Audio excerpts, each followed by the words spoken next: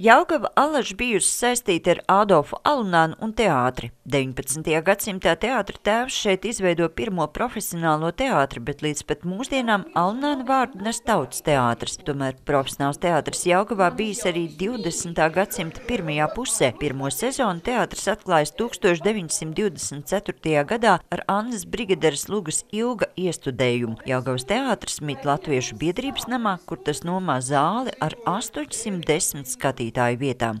Ja mēs tā gribētu pateikt ļoti īsiem vārdiem, tad tik augstas klases profesionālu teātri ir grūti pat iedomāties, jo bija tāds izrādes, it īpaši operets, kad rīdzenieki brauca skatīties Jelgavā operets, jo Rīgā jau nebija, kas uzveda operets. Pēc tam Dailes teātrī Treimētiņas uzveda, bet principā Jelgavas teātrī darbojas ārkārtīgi augsts profesionālu līmeņa aktieri.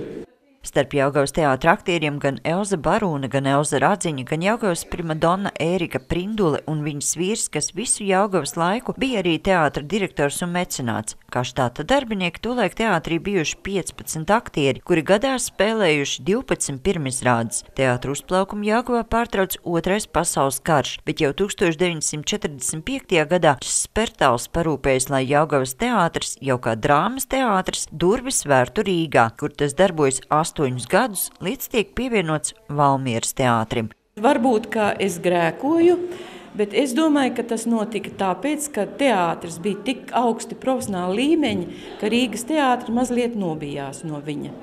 Un viņiem bija izdevīgāk, un tad arī it kā virmoja jau gaisā tā doma par Latvijas televīzijas veidošanos un attīstību, un kad vispār viņu visi ziedoja uz altāra, es tā gribu teikt, un pievienoja tāpat kā jaunatnes teātri, it kā rekonstruēja, bet it kā reorganizēja, un tāpat šo teātri vienkārši reorganizēja un pievienoja Valmieras teātrim. Atzīmējot Starptautisko teātra dienu, atmiņas un fotogrāfijas par Jelgavas teātri apkopotas izstādē, bet mākslas zinātnieks Māris Brants ķēries arī pie Jelgavas teātra laika un Spertāla dzimtes aprakstīšanas grāmatā. Viņš bija vadošais scenogrāfs.